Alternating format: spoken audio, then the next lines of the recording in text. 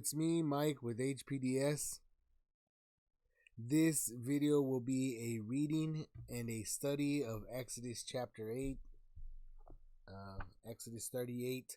And so before I get started, as usual, I will read the Lord's Prayer. And it reads, Our Father, which art in heaven, hallowed be thy name. Thy kingdom come, thy will be done in earth as it is in heaven. Give us this day our daily bread, and forgive us our debts as we forgive our debtors. And lead us not into temptation, but deliver us from evil. For thine is the kingdom, and the power, and the glory forever. Amen. So, of course, Exodus 38, if you remember what we've been going through, Exodus 37, the previous chapter was the tabernacle furnishings.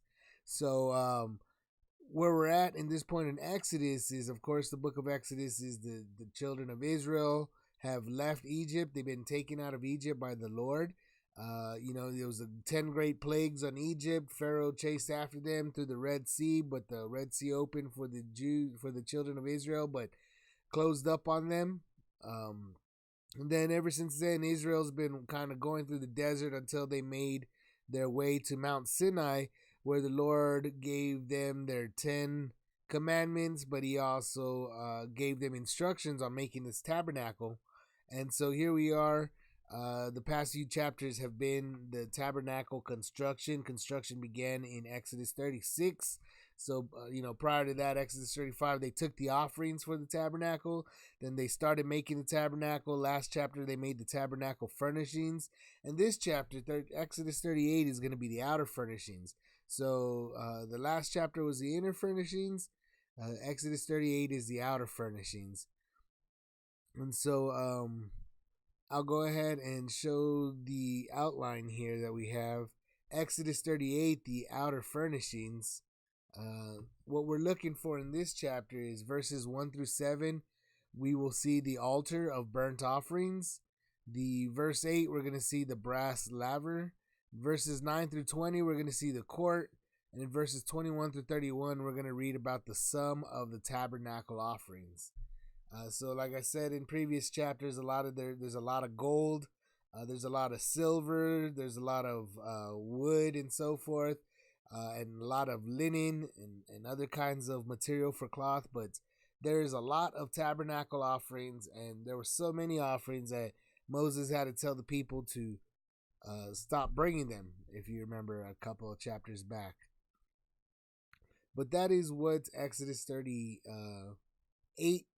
is going to look like. And so, of course, what I'll do is I'll read through the chapter, and I'll read the whole thing, and then afterwards, with the help of the Holy Spirit, I'll read it line by line and see, kind of explain what's going on, more in depth. So I'll go ahead and get started, and I'll read Exodus 38 right now.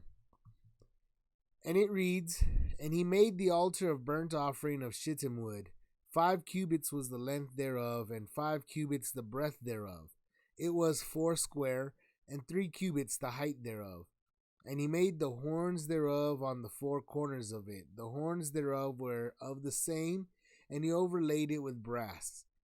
And he made all the vessels of the altar, the pots, and the shovels, and the basins, and the flesh hooks, and the fire pans. All the vessels thereof he made of brass. And he made for the altar of a brazen grate of network under the compass thereof beneath unto the midst of it. And he cast 4 rings for the 4 ends of the grate of brass, to be places for the staves. And he made the staves of shittim wood, and overlaid them with brass. And he put the staves into the rings on the sides of the altar, to bear it withal. He made the altar hollow with boards. And he made the laver of brass, and the foot of it brass, and the looking glasses of the women assembling, which assembled at the door of the tabernacle of the congregation.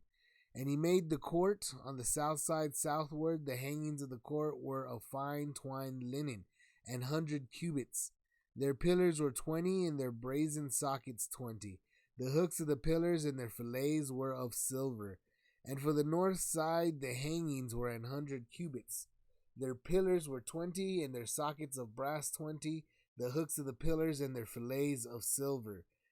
And for the west side were hangings of 50 cubits, their pillars 10, and their sockets 10, the hooks of the pillars and their fillets of silver. And for the east side eastward 50 cubits. The hangings of the one side of the gate were 15 cubits, their pillars 3, and their sockets 3. And for the other side of the court gate, on this hand and that hand were hangings of 15 cubits, their pillars 3, and their sockets 3. All of the hangings of the court round about were of fine twined linen. And the sockets for the pillars were of brass, the hooks of the pillars and their fillets of silver, and the overlaying of their chapiters of silver, and all the pillars of the court were filleted with silver. And the hanging for the gate of the court was needlework of blue and purple and scarlet and fine twined linen, and 20 cubits was the length, and the height in the breadth was 5 cubits, answerable to the hangings of the court. And their pillars were 4, and their sockets of brass 4, their hooks of silver, and the overlayings of their chapiters, and their fillets of silver. And all the pins of the tabernacle and of the court round about were of brass. This is the sum of the tabernacle, even of the tabernacle of testimony, as it was counted, according to the commandment of Moses, for the service of the Levites by the hand of Ithamar, son to Aaron the priest. And Bezaleel the son of Uri, the son of Hur, the son of the tribe of Judah, made all that the Lord commanded Moses. And with him was Aholiab, son of Ahisamach, of the tribe of Dan, an engraver, and a cunning workman, and an embroiderer in blue, and in purple, and in scarlet, and fine linen. All the gold that was occupied for the work in all the work of the holy place, even the gold of the offering, was 29 talents, and 730 shekels, after the shekel of the sanctuary. And the silver of them that were numbered of the congregation was 100 talents, and 1,760 shekels, after the shekel of the sanctuary. A bekah for every man, that is, half a shekel, after the shekel of the sanctuary, for every one that went to be numbered, from 20 years old and upward, for 600,000 and 3,550 men. And of the 100 talents of silver were cast the sockets of the sanctuary, and the sockets of the veil, and 100 sockets of the 100 talents, a talent for a socket. And of the 1,775 shekels he made hooks for the pillars, and overlaid their chapiters, and filleted them. And the brass of the offering was 70 talents, and 2,400 shekels. And therewith he made the sockets to the door of the tabernacle of the congregation, and the brazen altar, and the brazen grate for it, and all the vessels of the altar, and the sockets of the court round about, and the sockets of the court gate, and all the pins of the tabernacle, and all the pins of the court round about. Okay, so that is Exodus 38. And Exodus 38. So what exactly is going on here again? So remember we've read the altar of burnt offerings. So that was the very first verses 1 through 7. We came across the brass laver, and then he did explain the court, and then of course the sum of the tabernacle offerings with that all the talents there at the end. So that's what we're looking for, and that's what's going on here.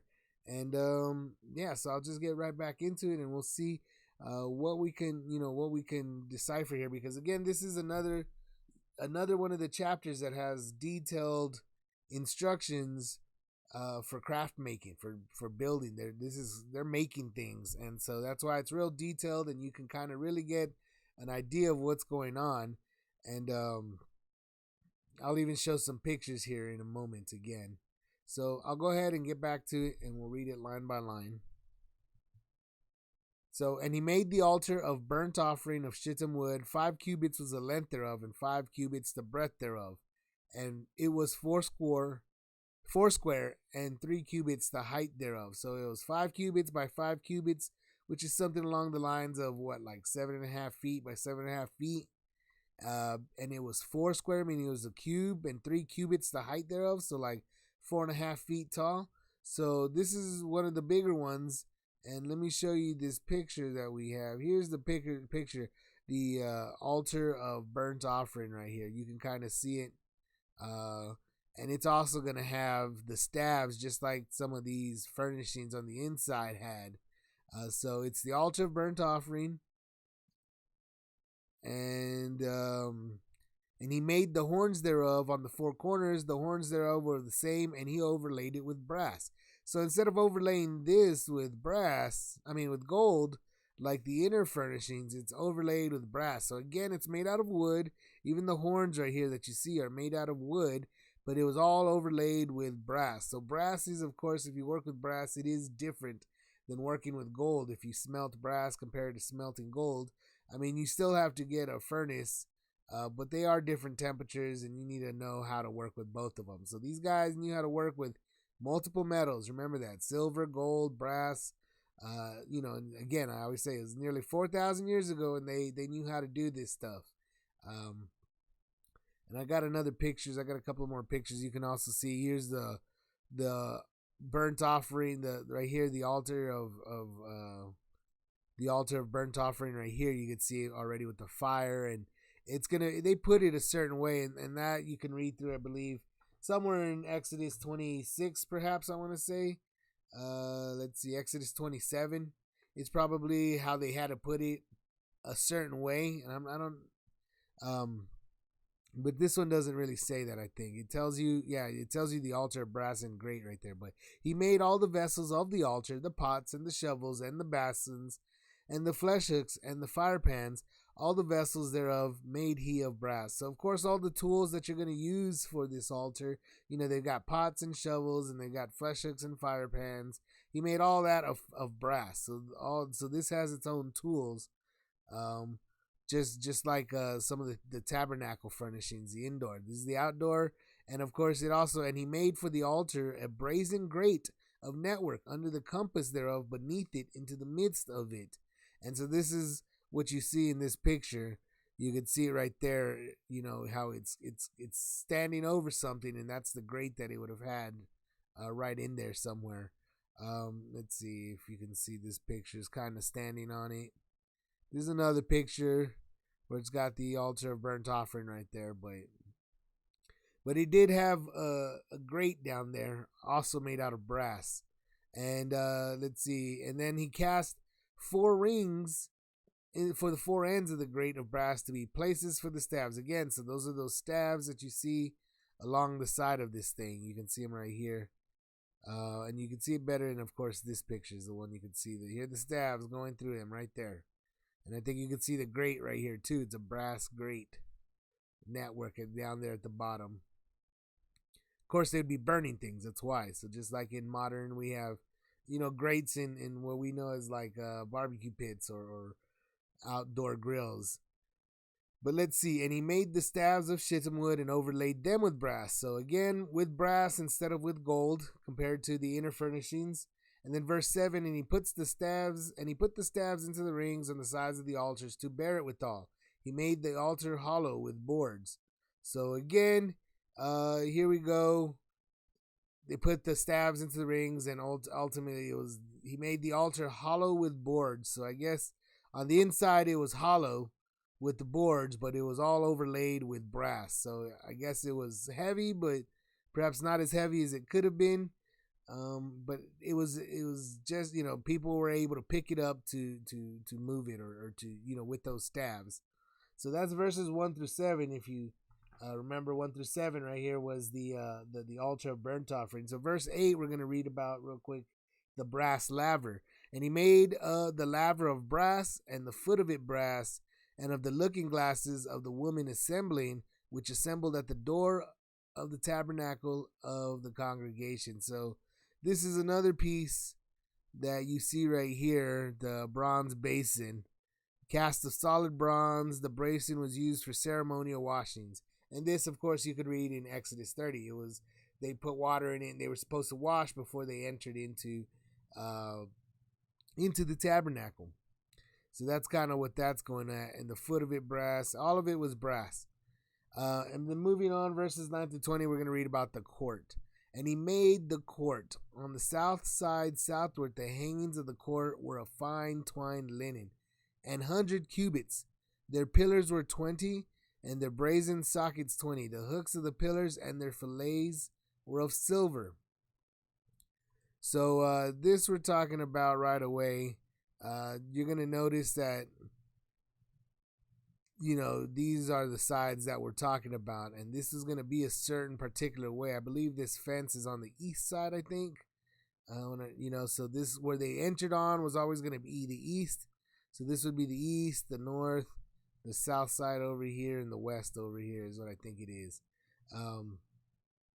So these, keep in mind, are being used. They're using silver and fine twined linen. Remember, so they're putting these courts. They're putting they're making kind of like a fence, but with fine twined linen instead of boards to be kind of like a fence, or what you would think, kind of in today's modern society or whatever. Their pillars were 20. Let's see. The brazen sockets 20. The hooks of the pillars and their fillets were of silver. So hooking them and everything was made of silver. And for the north side, the hangings were 100 cubits. Their pillars are 20, and their sockets of brass 20. The hooks of the pillars and their fillets of silver. So those are the two long sides, I believe. And for the west side were hangings of 50 cubits. Their pillars 10, and their sockets 10. So you see there's 100 and the 50. So you can see this one, the short sides. The hooks and their pillars, fillets of silver. Again, a lot of silver. And these are being used, on these pillars to hang the fine linen. And on the east side, eastward, 50 cubits. And the hangings on the one side of the gate were 15 cubits, their pillars 3, and their sockets 3.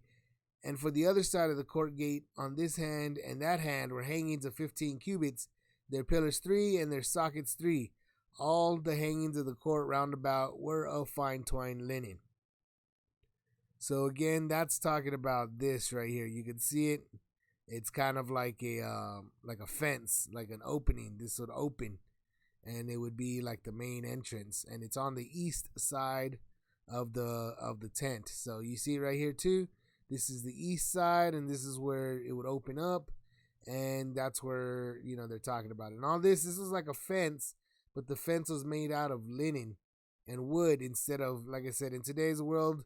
A fence would be maybe made out of, some sort of galvanized steel or wood. And so this fence is, like I said, it's a mobile tent. People are going to be able to move this and pick it up and go. And so it was all made of linen. And this is how, this was God's covering, was this linen. So that's interesting. Over the tabernacle over here. But this was the ultimate tabernacle. We got these 4 walls, entrance, furnishings on the outside and the inside. Let's see. All the hangings of the court. And let's see, I was on 17. I think I was on verse 18. And the hanging for the gate of the court was needlework of blue and purple and scarlet and fine twined linen, and 20 cubits was the length, and the height and the breadth was 5 cubits, answerable to the hangings of the court. So I think that's what it's trying to say, is these gate were, these linens were similar to the linens over here. The design, I think, is what it's trying to say, answerable to the hangings of the court. And their pillars were 4, and their sockets of brass 4, their hooks of silver, and the overlayings of their chapiters and their fillets of silver. And all the pins of the tabernacle and the court round about were of brass. And that was the court right there, all, verses, 9 through 20. So that was basically, the court is this kind of fencing that you see, and it made the court. And it was an interesting type of fence made of linen, and had nice had nice silver and brass connectings. It was, and it had really nice linens, and it was an interesting kind of fence, is what I would call it, to make this court. And then the rest of this chapter, verses 21 through 31, we're going to read the sum of the tabernacle offerings. Excuse me. This is the sum of the tabernacle, even of the tabernacle of testimony, as it was counted according to the commandment of Moses, for the service of the Levites, by the hand of Ithamar, son to Aaron the priest. So getting into this is like the first time, they collect all the things. It was all for the Levites to use, the people of Levite, handled all by Ithamar, the son of Aaron. Aaron, of course, being Aaron, Moses' brother that we've been reading about all through Exodus, who was with Moses when they were speaking to Pharaoh about, getting the children of Israel out of Egypt. Let's see, moving on, and Bezaleel. So this is one of the Bezaleel and Aholiab. These were the men that were listed by name to be basically the master craftsmen of this whole project, as were chosen a few chapters back. And Bezaleel, the son of Uri, the son of Hur, of the tribe of Judah, made all that the Lord commanded Moses. So you see, he took all these instructions, and he was responsible, and they made it, and he taught people as well. And with him was Aholiab, also named earlier in the few chapters back, son of Ahisamach, of the tribe of Dan, an engraver, and a cunning workman, and an embroiderer in blue and in purple and in scarlet and fine linen. So this guy, Aholiab, looked like he was an engraver as well as somebody that made a lot of,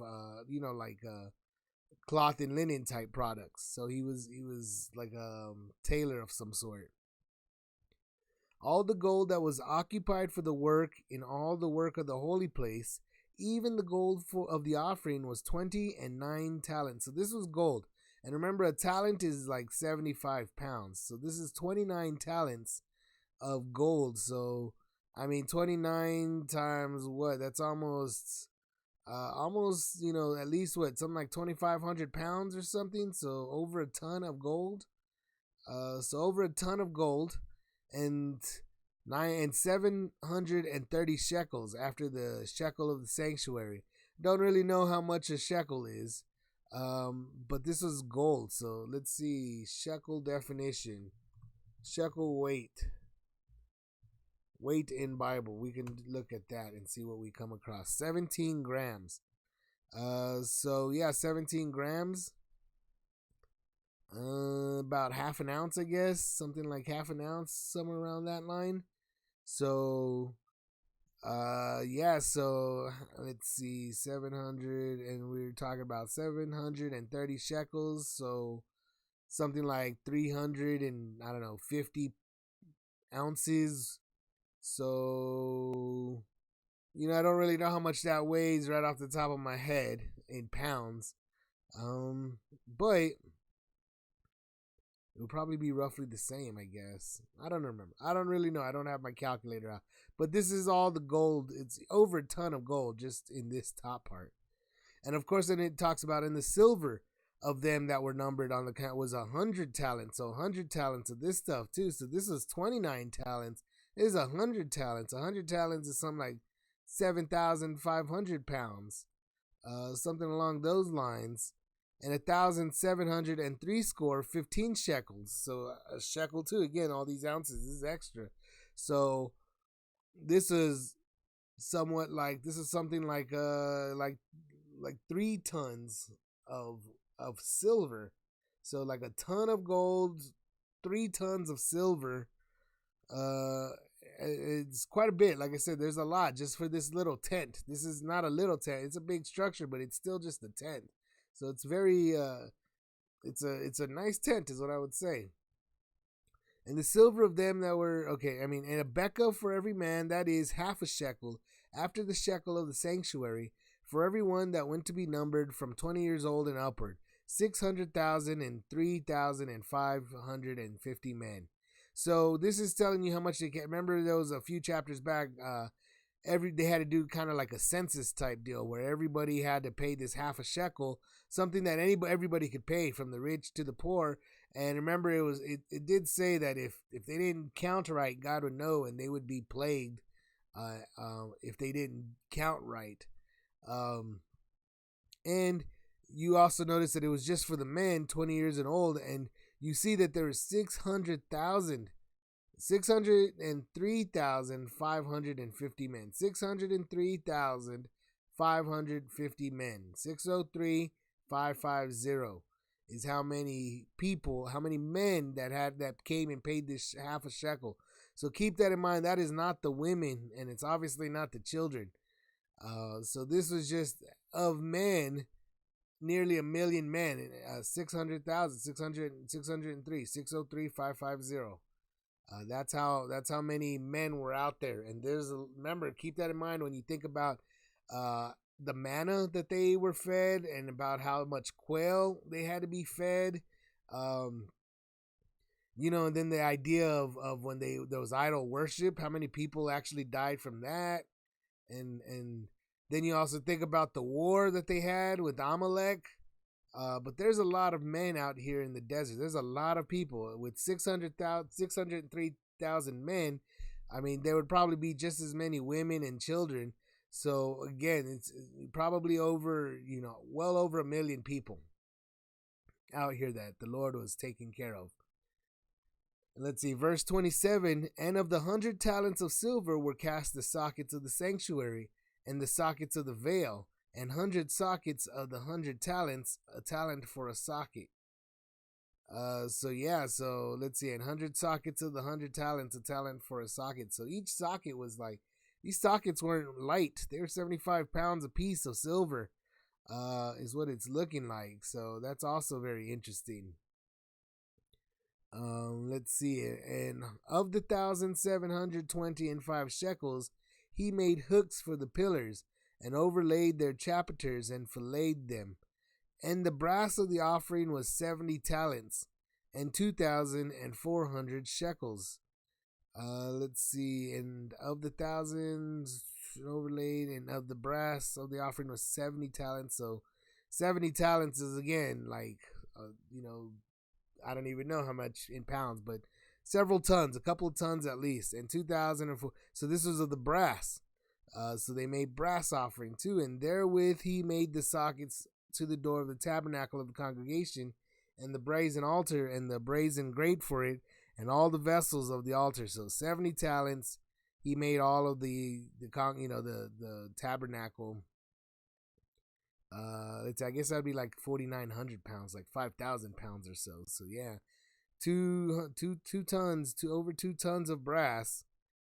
And the sockets of the court roundabout, and the sockets of the court gate, and all the pins of the tabernacle, and all the pins of the court roundabout were all made. So they had a lot of pieces of this pins, and they had sockets, and they had chapiters, and they had hooks, and so forth. All of this was used to connect. All of these connectors were brass or silver, and they all connected, the linen to each other to make all of this kind of like a fence, and they were all able to move it and take it down and so forth. And it was a lot of pieces, a lot of materials. And if you notice, like I said, they're going to have this tabernacle for several hundred years. And so this silver and gold and brass, that's God was already thinking, this is how long this material is going to be used for. It's going to last that long. And even though a lot of the wood is overlaid with some sort of material as well, so even that was going to last for a very long time. This material, even though it was, like I said, it looks very lavish and it's very expensive in today's world, that would be it'd be worth a lot of money in today's world just based off of the gold and silver alone. But it would have been a very expensive tabernacle. And it was going to last for several hundred years, though. And that's really what it looks like. This workmanship is not meant for just a single lifetime. This workmanship is meant to outlast everybody that built it. And that's really what's going on here. God's sanctuary is going to outlast everybody that built it. And they built it out of nice material, good, high quality material. And it was going to outlast them all. And that's exactly what ends up happening. But that is Exodus 38, and again, it's another chapter of some of the furnishings. We're almost at the end. We've only got a couple more chapters, 39 and 40, to finish out Exodus. But we're really seeing this is, it's the construction portion after the instructions were given back in 25 chapters 25 through 30. And then after those instructions were given, remember we were told about the story of how they made the golden calf, and they were basically doing some idol worshiping that they shouldn't have been doing, and a lot of people died. And of course, Moses lost the original tablets with the 10 commandments, and he had to go back and do it all over again, basically. And so but that's where we're at, and that's where we're heading towards the next chapter will be the completion of the tabernacle. And then finally the Lord is going to he's going to enter into the tabernacle at the end of the book of Exodus. The whole book of Exodus has been coming up to this point to where this tabernacle gets completed and the Lord enters it. And it's good, it's something amazing that he's doing for the children of Israel, because remember how he's shown himself in many different ways, but they have never really seen him. Even when he did pass by Moses wasn't able to see his face. Remember that. He was just some sort of almost like a creature is what, I kind of said and even Moses was kind of like looking for some sort of a creature, some sort of a being, some sort of a person that was this God that was doing these things. And of course, all he could see was his backside, which was, what looks like some sort of natural weather phenomena, at this, that's how I would explain it in, today's modern language, is what they were looking at. Some people would call nothing more than a freak of nature, some sort of freak weather accident that they all witnessed, and that's what they would be writing about. Some people actually think that, what we're seeing is just obviously Moses and them came across some coincidences, and they saw some natural phenomenon of some sort, and that's what they were writing about. But there was never a person, but Moses clearly was looking to see a person, and he was looking for some sort of, like I said, a being, some sort of human, some sort of something, a creature of some sort that he could call God. And he never really saw that. He just saw what, like I said, some sort of natural phenomena that God showed to him, which was not his front, not his face, just his back parts is what he had called it. So, but I will go ahead and end this chapter here. And as usual, I'll say that if you like what I'm doing, please like the video and subscribe to the channel for future chapter by chapter Bible studies. God bless anybody who may be watching this. I pray that we all bless Jesus Christ, and may Jesus Christ bless all of us. Amen.